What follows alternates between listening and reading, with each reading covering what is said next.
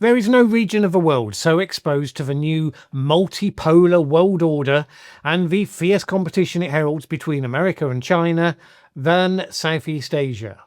The various countries there can broadly be sorted into those that are generally more aligned with China while being nervous of how it's flexing its muscles in the region, and those that are generally more aligned with America while being nervous about how it appears to have lost its mind and any semblance of being able to honour any sorts of promises that it might have made.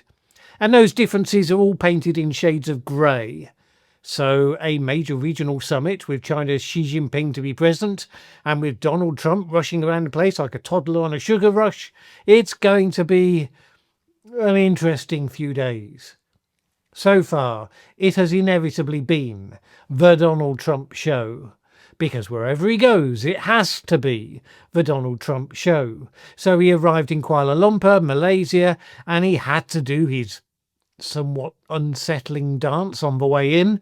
And of course, he also had to take credit for a peace deal to be signed with him present and making a grandiose, rambling speech about it all.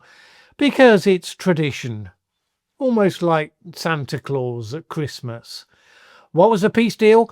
Well, it may shock you to learn that it's not really a peace deal, which would need to be a detailed, well-worked-through hard negotiation. Rather, it is an outline statement between Cambodia and Thailand, between whom there'd been a recent outbreak of hostilities. Now, Trump had made a contribution, let's be clear. When fighting first broke out, Trump told the leaders of the two countries that if they kept fighting, it would affect their chance of getting trade deals with the United States. Now remember, this was at a time when he was threatening them with massive tariffs. So yes, if threatening to economically ruin a country if they don't do what you say, if that's a peace process, well, fine, there it is. In reality, a lot of the more patient and detailed and difficult mediation has been provided since then by Malaysia, the hosts of this summit. A lot more serious work will be needed to be done on the detail over the months to come. But the deal is that Trump gets the credit, and that is reflected in many of the headlines about this event. According to reports, though, Trump actually only agreed to visit Malaysia at all, on the condition that he would get to preside over a signing ceremony for the outline agreement to take all of this credit. Also, Chinese officials had to be excluded from the ceremony. And of course, Cambodia and Thailand, and Malaysia as well, they've seen what happens when Trump doesn't get indulged in such a way. So, for example, India refusing to give him credit for ending its border blow-up with Pakistan, and then bam, 50% tariffs on India. Canada pointing out accurately that Ronald Reagan, who Trump admires, was anti-tariffs. Bam! An end to negotiations there, and the slapping of an additional 10% tariffs on top of whatever it is he's slapping it on top of. So yes, of course, countries that are vulnerable to such whims are falling over backwards to flatter and give credit to Trump for anything he says he wants credit for.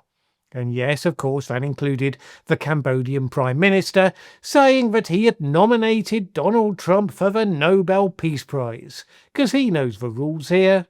In addition to allowing him to cosplay Mahatma Gandhi, they also signed deals with the United States on critical minerals, in return for which they get 19% tariffs, not the 49% extortion rate originally announced. For the record, a senior US government official denied that presiding over the signing session had been a condition of attending the summit. Maybe that's true. But if you're part of an administration that most recently was claiming that Ronald Reagan loved tariffs, well, we're not going to believe something just because you said a thing, in contradiction to others who said the opposite. The point is, of course, a Southeast Asian summit has lots of serious business to talk about. The difficult challenges in that region, the awkward crossfire the countries find themselves in on global trade, the security issues, and a whole lot more. But for the cameras, It's Trump grandstanding, while almost certainly understanding little and caring less about the real issues of the conference. None of those who used to consider themselves as allies of the United States, countries such as South Korea, Japan, Singapore, will be fooled that such a label describes their current relationship. In particular, it provides an early challenge and indeed opportunity for the new Prime Minister of Japan, Takaichi.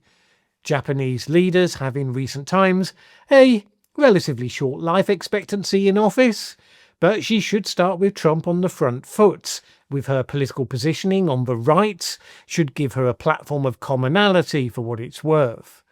Trump is going to visit Japan on Monday. We'll have a summit with Takaichi on Tuesday, so that's an exciting first week in the new job for her. By the way, I tend to be of a mind to indulge in exasperated eye-rolling when people bang on about someone being the first woman in a position, and so on and so on. Speaking as someone from a country that has had 3 women prime ministers to date, I tend to think the way to embrace a more egalitarian world is just to stop banging on about such things. Focus on their abilities, their political program, all the stuff you would normally focus on. That said, there is no doubt that Japan culturally is such that it is genuinely a much bigger deal that a woman has risen to this position, and it likely adds to the pressure on her to handle this first test with the most unpredictable and potentially damaging character on the world stage. So by all accounts, her attention to detail, her tendency to be well prepared, all of that stuff should stand her in good stead. But Trump's disregard for Asian sensibilities and emphasis on face saving represents something of a minefield nonetheless. Of course, the big event is going to be the face-to-face encounter later in the week between Trump and Xi Jinping. America, who announced to the world back in April that it would use economic interdependency as a weapon against all countries that found themselves vulnerable to it. And China, which has now taken America's lead and said, okay, that's the game we're playing. We too have a huge economy upon which many countries are dependent in some way or another, so we too will start throwing our weight around. And this has left much of Asia, and much of the rest of the world come to that, in a heightened state of unease. Trump's initial extortion-level tariffs that he announced back in April alerted all of them to the immediate and major damage that one man could capriciously inflict upon them. And they understand that he's not a wholly rational actor. Oh yeah, and also he's demanding that countries pick a side. And what they really, really don't want to have to do is to pick a side, the other one of which is China, their growingly powerful near neighbour. And at the same time, they fear the opposite as well, because Trump is such a transactional player, so blind to traditional strategic considerations. What, they ask themselves, is to stop him from going for a grand bargain with Xi Jinping, where they make far-reaching agreements about the future of the region completely over the heads of their countries. Now, it seems an unlikely outcome, but it is seen as a possible one, and indeed it's a worst-case scenario one, precisely because of Trump's unpredictable and, shall we say, careless nature. But even if that doesn't turn out to be on the cards, they still have a huge shadow hanging over them, because it all depends on the detail of what America insists on when it comes to the various so-called deals, but they're all just headline deals, that they've struck so far with the Trump administration. The anti-China clauses in many of those deals means that a huge tariff rate gets slapped onto any products for which a certain percentage came from a third party, to wit from China. America doesn't want China getting around the stiff tariffs it's slapping on it by simply transshipping its goods via a third country, which is fine. But then the detail matters. What percentage of a product being from a third country will be enough for that charge to be invoked? If it's a very low percentage, say 30%, that will be a much bigger difficulty than if it's a much higher percentage. Now, Trump is going to be a lot less interested in that sort of detail than they are, and they know it. In reality, Trump will just be seeking to talk China down from its highly effective aggressive posture towards the United States. He'll want it to free up the exporting of rare earth minerals. He'll be keen for it to agree to start once again buying American soybeans. In return, he'll allow China greater access to America's semiconductors, assuming they want them, because the last few months has made China much clearer that it actually really wants to be more self-reliant on that sort of technology, hence to develop its own in-house wherever possible.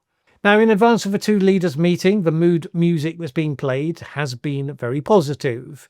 Scott Bessent and Chinese Vice Premier He Lifeng had been meeting in Malaysia ahead of Trump's arrival to seek to get some sort of basic outline agreed, and they've said that a very positive framework has been agreed in advance of the leaders' meeting, which doesn't mean a huge amount, because you might remember that's what they also said about Marco Rubio's talks with Russia's Sergei Lavrov that ended up prompting them to cancel the proposed summit between Trump and Putin. But the meeting with Xi Jinping is still on, so maybe the words mean what they're supposed to mean this time. But don't expect a big finish to the week where the two leaders announce a huge breakthrough, a big final deal, meaning that everything goes back to whatever passes for normal these days for the next 3.5 years. Both countries are playing a hostile game of economic coercion. They're not going to stop. They're only going to seek to move from opening positions to the middle game.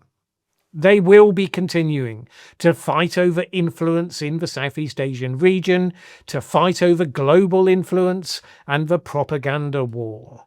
The best that happens this week is some sort of armed truce in the face of having worked their way into a standoff that neither side wants to perpetuate for longer than necessary.